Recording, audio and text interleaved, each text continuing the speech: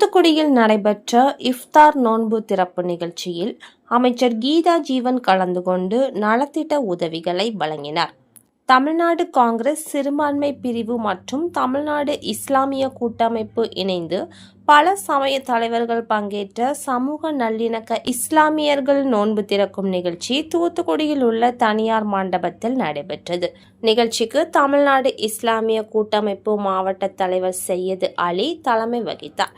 காங்கிரஸ் சிறுபான்மை பிரிவு மாவட்ட தலைவர் மைதீன் முன்னிலை வகித்தார். நிகழ்ச்சியில் வடக்கு மாவட்ட திமுக செயலாளரும் சமூக நலன் மற்றும் மகளிர் உரிமைத்துறை அமைச்சருமான கீதா ஜீவன் இஃப்தார் நோன்பு நிகழ்ச்சியை துவக்கி வைத்து 200 பேருக்கு நலத்திட்ட உதவிகளை வழங்கினார். தொடர்ந்து இஃப்தார் நிகழ்ச்சியில் பங்கேற்ற இஸ்லாமியர்களுக்கு அமைச்சர் கீதா ஜீவன் ரமலான் வாழ்த்துக்களை தெரிவித்துக் கொண்டார்.